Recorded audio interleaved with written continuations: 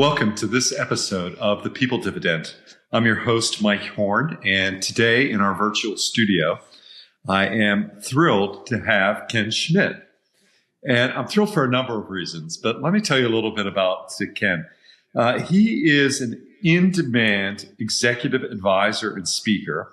And where did he get his acclaim? It came from leading a Harley-Davidson Motor Company's against all odds turnaround in the 1990s. Anyone who's in our listening audience who knows the Harley-David financial story, not the other stories around it, know that it was on the brink of financial ruin. And that brand Ken was part of re-engineering that. He's the author of a book that I think has such a great title, and I can't wait to talk with Ken Schmidt more about it. It's Make Some Noise. And just what a great title for a book, especially given, Ken, your career at Harley-Davidson. It has a subtitle, too, as well, Make Some Noise, The Unconventional Road to Dominance. He's the host of Tailgating with Geniuses podcast and co-founder of Torque Sessions Leadership Training. Ken's success, unconventional business approach, and playful outspokenness has led him to consulting assignments with household name brands and transformed him into a highly requested speaker with more than 1,200 keynotes presented and probably counting. Ken, welcome to the People Dividend. Again, I'm thrilled that you're here. Why don't you say some words about yourself to our audience?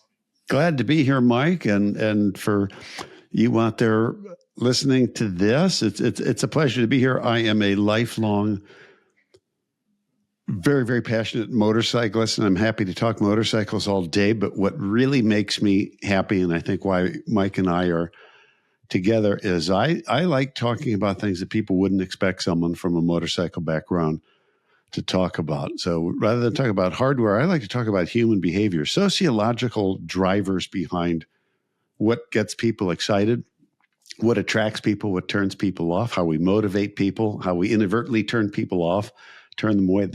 That's the kind of stuff that I love talking about. So I was really intrigued, Mike, when you first reached out, that we could talk, way more about people than about, process and hardware.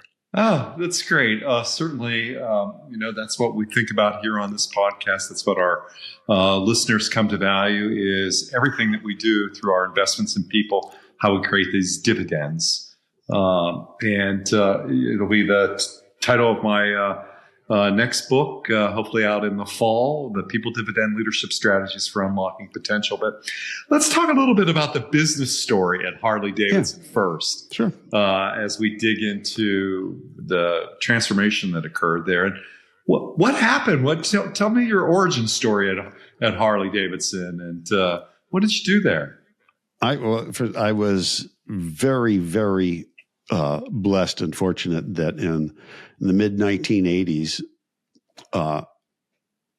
something I couldn't have imagined in a million lifetimes as a diehard motorcycle person and fan happened, and I ended up crossing paths with somebody associated with Harley-Davidson, and they were telling me how poorly the business was doing, and I knew that.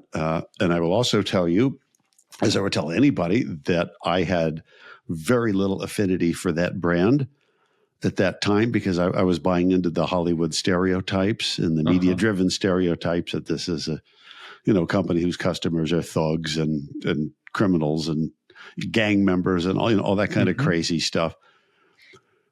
But when it was presented as an opportunity to get involved in a really, really famous business that was on the verge of extinction, I kind of looked at that as like, wow, could you imagine a better time to start working someplace? Because the worst that could happen for me at that time is that the business was going to fail. And then I said, okay, well, I had a front row seat to watching that.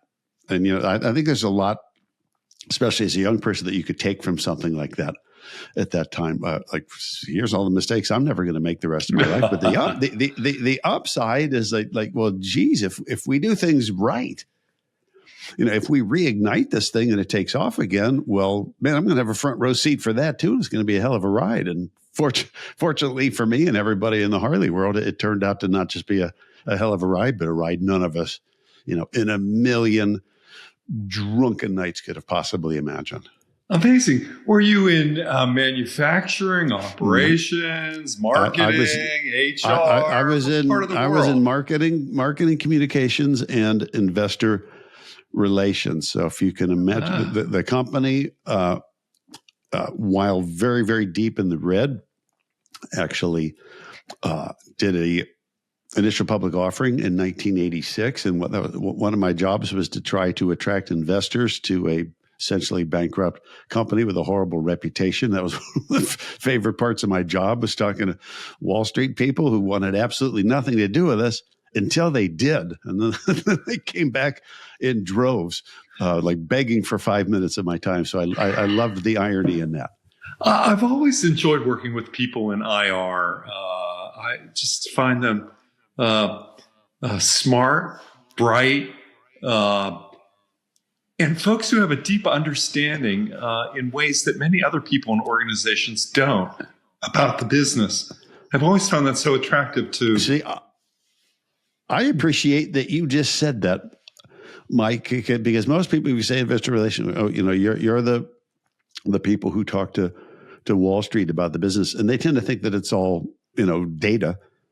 And I said, no, the IR person, if he or she is doing his job right, is the best informed person in the entire business. You have to be able to speak about everything, the market dynamic, what's happening in manufacturing, how many products are shipping, what shortfalls are, all of that, which means basically on a day-to-day basis, you're receiving reports from all over the company. You need to digest that and regurgitate it and spit it out in a way that people understand and can act on. So I really, really like that part of my job. Oh, yeah. It's such a cool job. So it really brings us, though, to this topic of competitiveness. And, most businesses in the United States, where most of our listeners are, even though some days we're trending in Norway and other places, which never makes any sense to me. But I love it.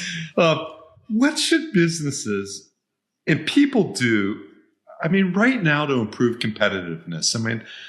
The economy's either in a world of hurt or in a world of growth, depending on how you think about it. But where's competitiveness come into all of this, Ken?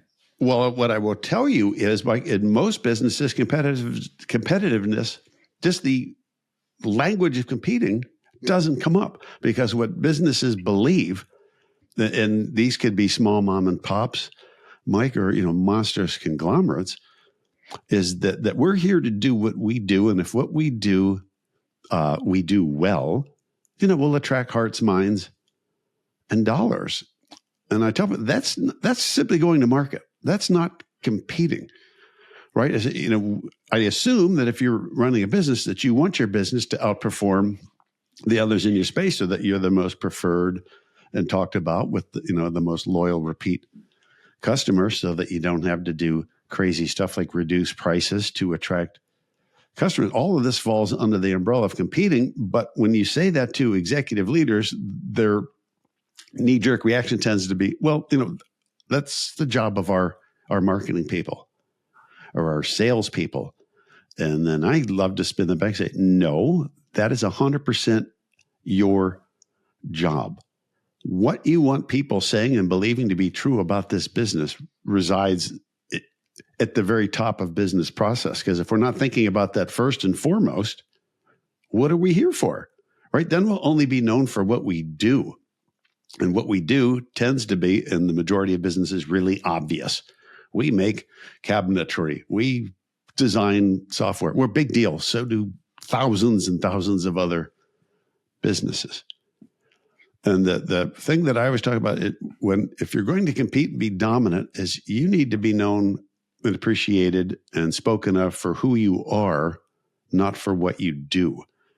And the exact same rule applies to if you were a leader, how you wish employees to think of you or know you. You're not known. You don't want to be known for running the business. That's obvious.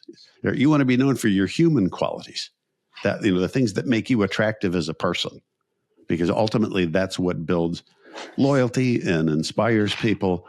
All the things that you want to see happen in a business happen when we think in those human terms and in these in terms of, hey, we can outcompete other businesses that do the same things we do if we change the lens that we're looking through. It's so interesting on a number of levels, Ken. One is that many of the executives with whom I work, successful people, very accomplished people, I think by and large, I would say most of them, I'm going to say most of them, are competitive people. Mm-hmm. They've excelled at different things.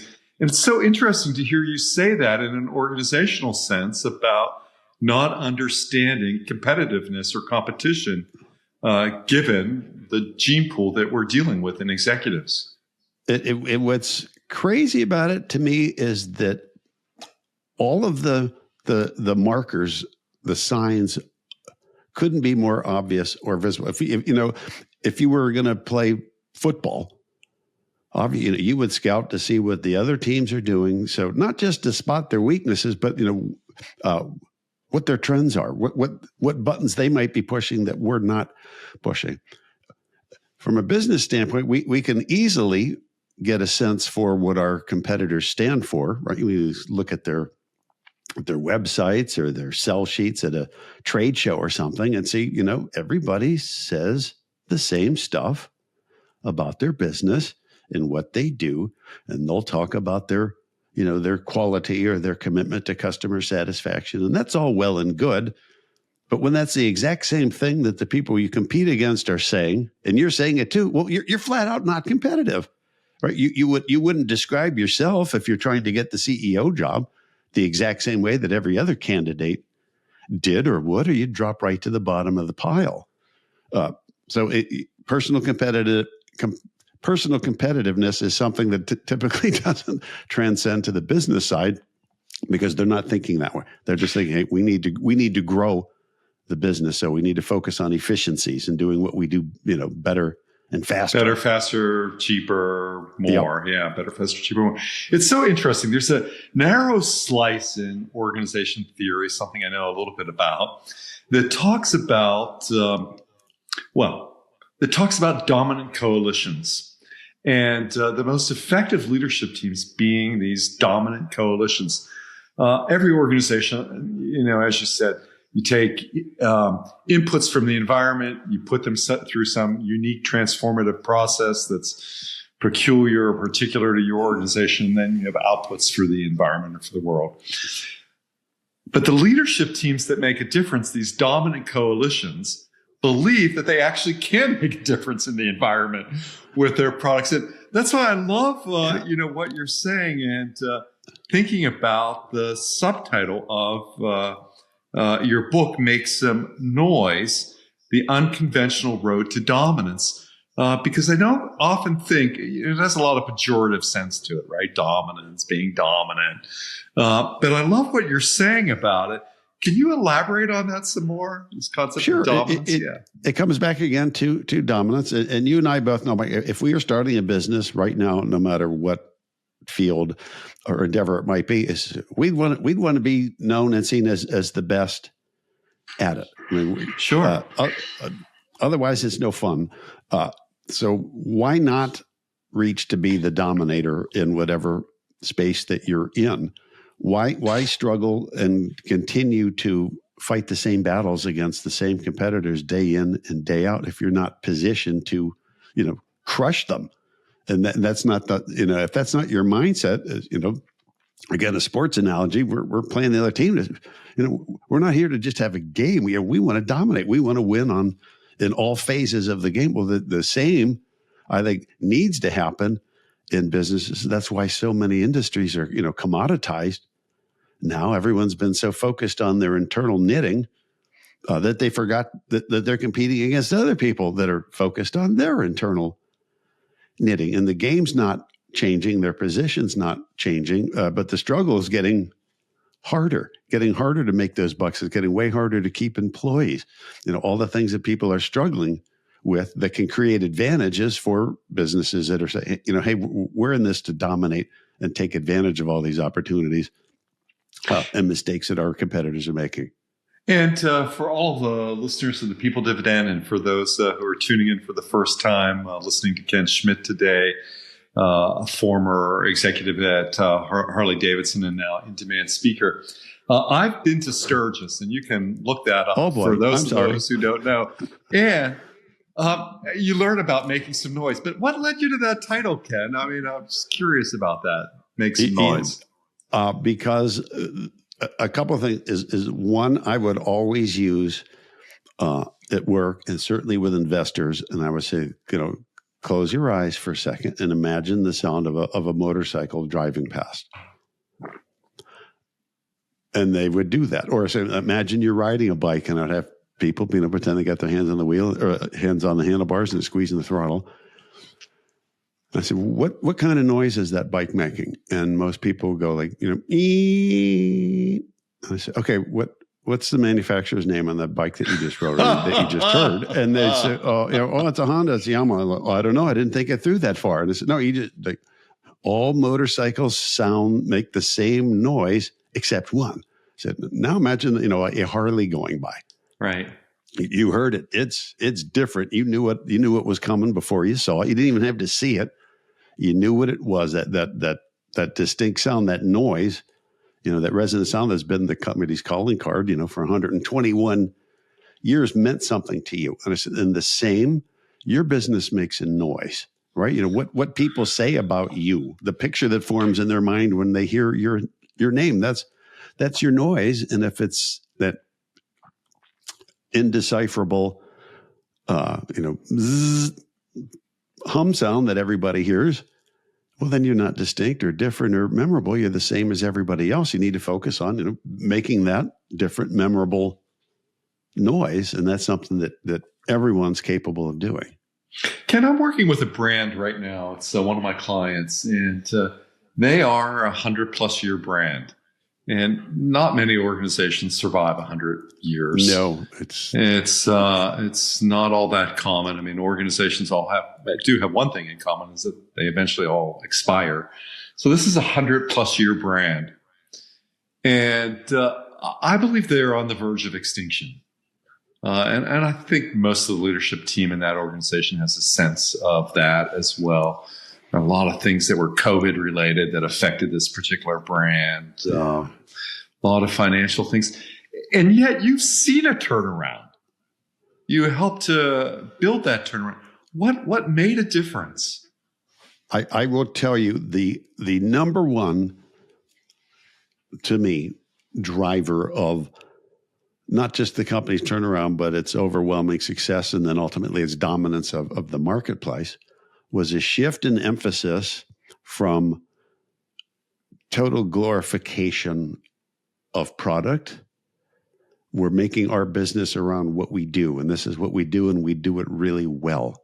Changing the focus away from that, making that secondary to the people that we do it for. Because we found that if we focus on delighting, being a source of delight for people instead of being a source of product, the product is good and it has to be good and it has to be great. And that's the calling card of the business. But the differentiator is the human drivers, the passion, the joy, the delight. And by changing the mindset away from being a product first business to being a people first business, made it infinitely more attractive. It humanized the business, made it easier for people to remember, talk about, describe, attracted people, and generated, just absurd levels of loyalty. So true. I mean, that's what I find with this particular client that I'm working with now, is that most of the effort seems to be on repairing the toaster. I mean, for lack of a better term, let's figure out our program. Let's figure out our product in some different ways and how that comes to the marketplace. Let's do a better job of figuring out our financial communication. Let's do a better job of our internal communication. And there's very little emphasis paid to buyers, consumers. Well, see, and Harley's story can be really instructive on that, Mike, because we very much believed that in the earliest years of the earliest times in the darkest years, that if we vastly improve the product and make something that's truly, world-class, bulletproof, industry-leading, whatever the superior quality, whatever the buzzwords were back then, that hearts, minds, and dollars would flow back our way, which is a pretty natural thing that just about any manufacturer does. Dump tremendous, human and financial capital into re-engineering and revitalizing the product, which the company did very, very successfully. And boom, the world began singing the praises of Harley-Davidson. Here we are on the covers of motorcycle magazines for the first time in decades. The toughest critics saying these are the bikes to own. So you would think that there would have been a stampede of people into our dealerships hell-bent on buying these, great industry-leading bulletproof products. And yes, sales did go up, but nowhere near what anybody had envisioned, and certainly nowhere near what would eventually happen. And in talking with riders and our dealers at that time, that the feedback was coming through really clearly. People said, yeah, we see how much better the product is. That's awesome. So that just gets you back in the game with all these other guys who have really, really great stuff. So what else have you got? Right? How do you justify the difference in price? All the products do the same thing. They go forward. That's it. They what else do you got? And that to me was the lightning bolt, that we're not competing the right way. Let's turn that back to people, though, and thinking about individuals as leaders, and how can individual leaders make themselves more memorable? I mean, as we both know, and as everyone in our listening, as most people in our listening audience would know, your manager is probably the most talked about person in your household. It's the person you talk about most at the dinner table, what he, she, or they did. But so how do people make themselves memorable in a good way? So one of the first things that I lead with, if I have a group of business leaders or people running a business in a room, and I'll say, write down and I can pose the question any one of 100 different ways, but who you are, what you do, who you do it for, and why I should prefer you as a business over any of your competitors. And everybody will scratch out their answers. If there's 6 people in the room, I will get 6 different, they could have come from outer space. So, okay, we're running this business and we don't even know what we want to be known for and how we wish to be described. We don't know what we want our reputation to be. Now multiply that by the number of people you've got working here, and your sellers and your resellers. We don't even know what this business is. We don't have a consistent answer on what the business is. And they go, oh, geez, we haven't thought about that. Well, that's the job of our sales and marketing people. And I go, oh, okay. And then, we talked about that earlier. And I say, all right, now ask the same thing about you. Someone's talking about you right now. What would you want that person to say?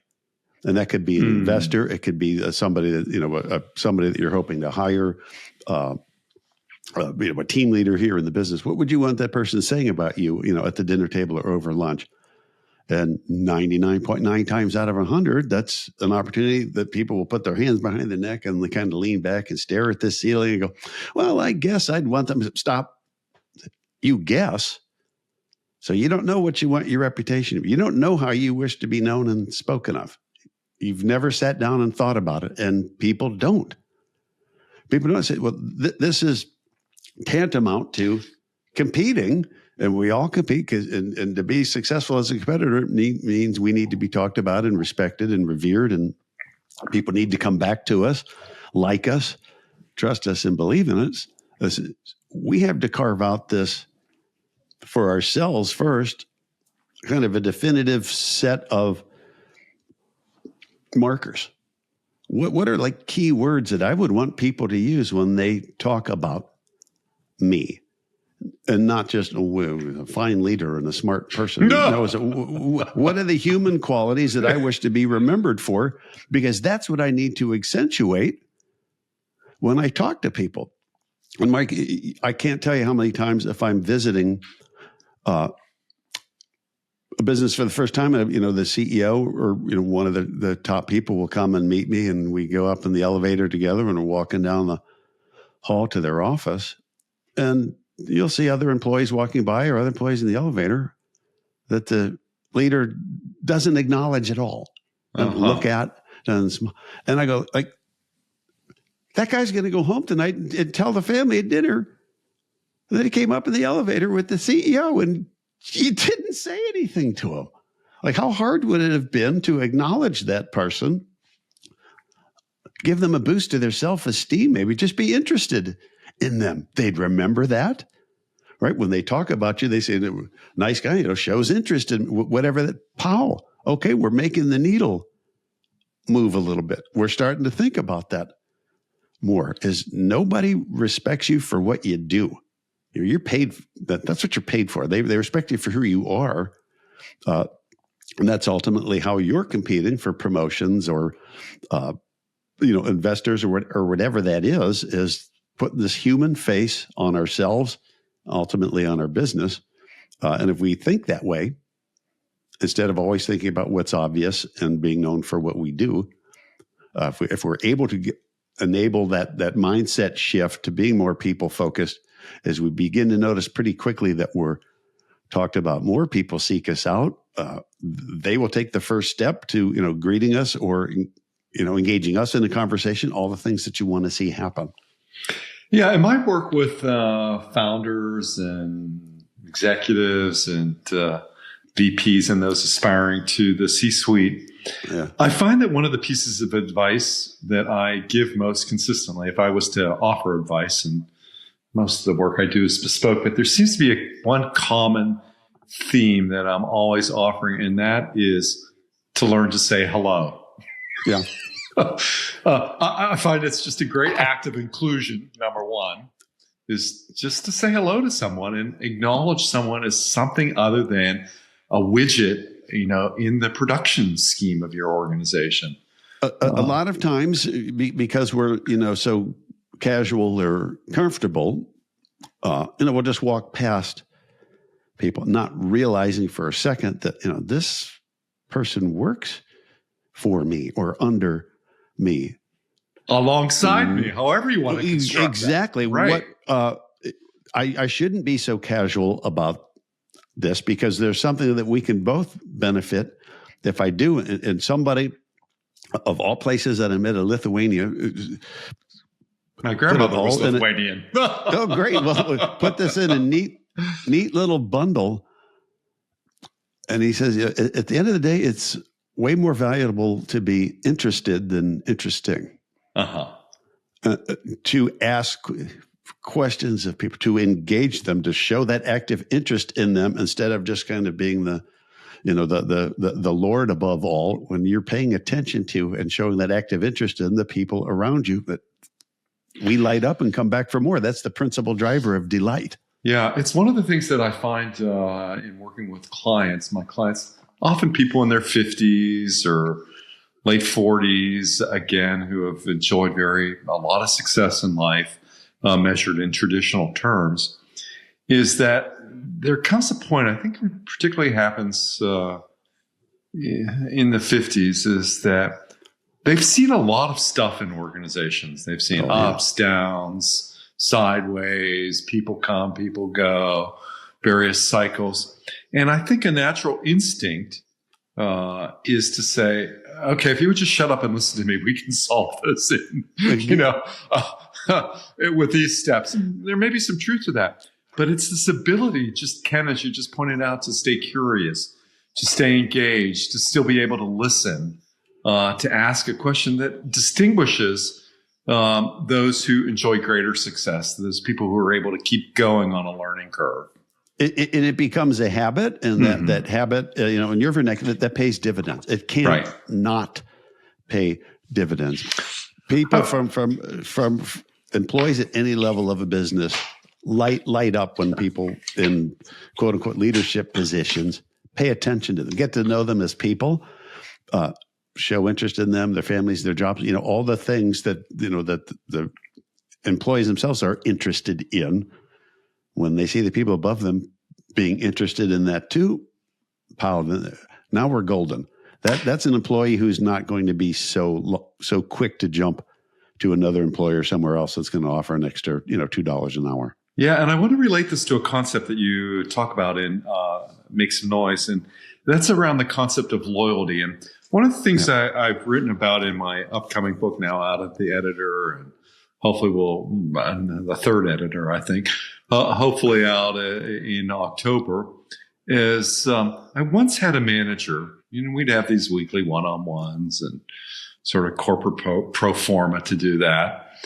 And I never had the sense that he was ever listening to me.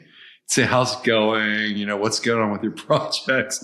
I never got the sense that he was really interested, engaged, care. In fact, I don't think he did care. And this issue of loyalty in organizations, and then, of course, I became sort of a disloyal employee in that organization.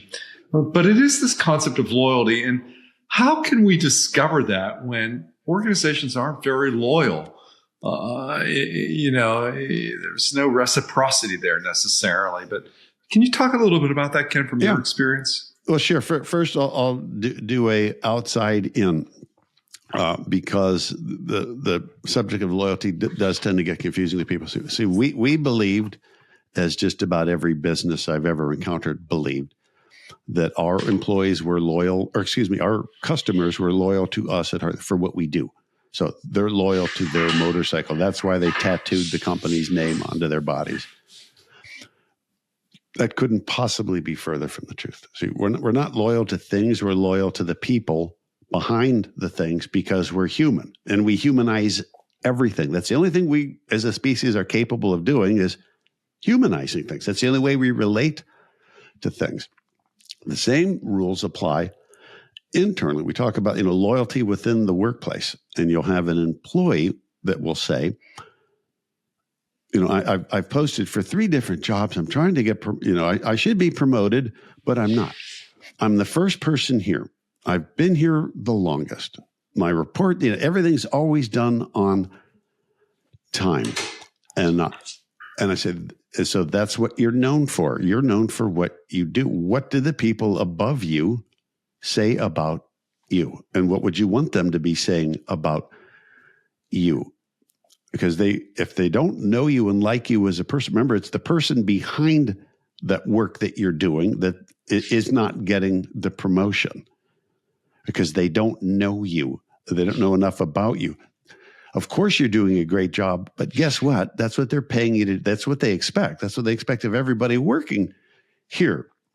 If you want them to be loyal to you, they need to know you. They need to know your human qualities. They need to see you're the first person there every day. They need to see just how passionate and enthusiastic you are about what you're doing. You need to tell them, whoever above, if that's what you want to be known for, that's what you have to tell them. I love this. I'm extraordinarily passionate about this and about this company and about working with you. And if they can attach human quality to you that goes beyond what you do, wow. Okay, now we've got a hook. That's what they will eventually stand up and put in a good word for you, recommend you to get the promotion. They're now expressing their loyalty to you, which is based not on the quality of your work, right, but on your humanity. And that's what, unfortunately, people overlook or believe that somehow people above them are watching them, watching what they do. Somebody with binoculars is up in the tower seeing who the first person is to show up at work and the last one to leave. And it'd be great if that was true, or somebody in the HR department is monitoring your every move and every report, but it just doesn't work that way. Right? Is you're competing, and the best way to compete is to build and become known for your human qualities, the who you are part. That's going to make you more competitive. That really resonates with the personal and professional philosophy that you have. And I read this about your philosophy, and here it is. Mm-hmm. Never do what's expected. Always make yourself as noticeably different as possible and have a lot more fun than you're supposed to. Right on.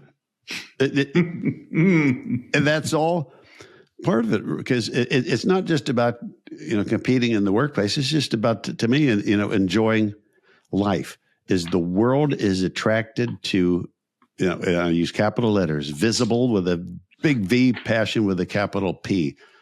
When you look like you love what you're doing, and the people around you see that you love what you're doing, and they see that you are making these visible efforts to connect with people, to reward people through your commentary, through your showing interest in them.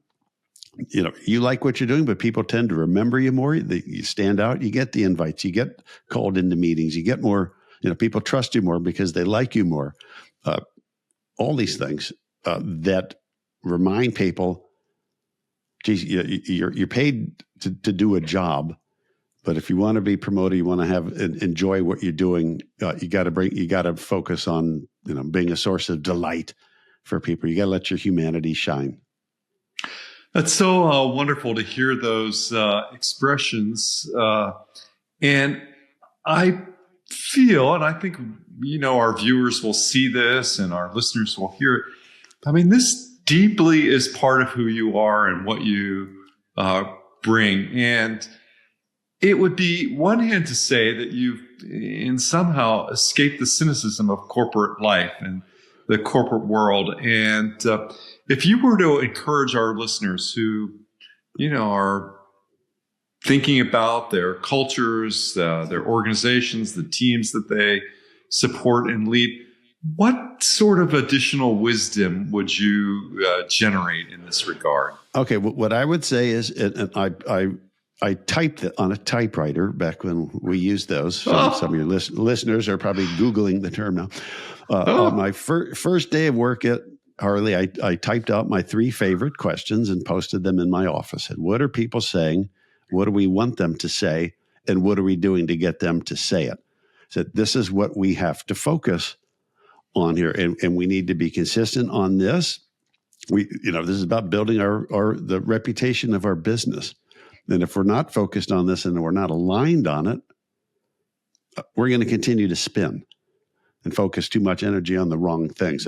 Remember when I said you ask the execs what their business does well, and you get 6 different answers. Well, we can't do that. We have to have consistent answers for all of this stuff. We need to have consistent language. We need to use language that our competitors don't use. If they talk about product, we'll intentionally not. If they'll talk about quality, we'll intentionally not. We'll talk about lifestyle and freedom and individuality. Well, what does that have to do with product? I said, precisely. Right? Why be known for what's obvious, and also give people some, kind of clever language, some clever hooks to remember us by and to use when they're talking about us. And pretty soon the vernacular changes and the energy behind it changes because we see people are reacting differently and appreciating that we're doing it. And all of our listeners and viewers can find out more about you, Ken, at kenspeaks.com, and it'll be in the show notes. We'll have that in our show notes. But that's a great place to learn more about Ken Schmidt, his philosophies, his approaches, his keynoting is at kenspeaks.com. And certainly, I'm sure you can find Ken on LinkedIn, Ken Schmidt, and you'll be able to find him that way as well. But kenspeaks.com. And Ken, if just as we begin to wrap up and think about concluding this episode of The People Dividend with you, Ken Schmidt, author of Make Some Noise and some other works and host of a great podcast. As we're sort of struggling through the second half, getting through the second half of the year, if you were to offer, one pearl, one takeaway, one piece of advice, one piece of guidance to everyone listening or watching, what would it be? I will tell you right now, if you can see this on the back of my phone, you see the letters R&R. R&R. R&R stands for remember and repeat. And the reason that's there is to remind me anytime I'm speaking with someone, somebody calls me, somebody with a question, it's not my job to answer their questions. That's much too obvious. R&R is there to remind me anytime I'm talking to anybody that's potentially important to me, my reputation, my business, my life, is what do I want this person to remember and tell somebody else about me. That's the repeat side. Is if I'm not focusing, I do what everybody else does and get the person off the phone as quickly as possible and answer the questions. That's one of your employees calling with the question. It's an investor calling. It's a customer calling. Let's not focus on serving. Let's concentrate on saying things and saying them in ways that are memorable and repeatable. Because if we're not thinking about it, we're not doing it. Really wonderful. It's been such a delight to be in conversation today with Ken Schmidt. And please be sure to visit Ken at kenspeaks.com. Find him there. And Ken, again, I just want to say thank you Thanks for all having of me. your so great. So until the next episode of The People Dividend, stay well.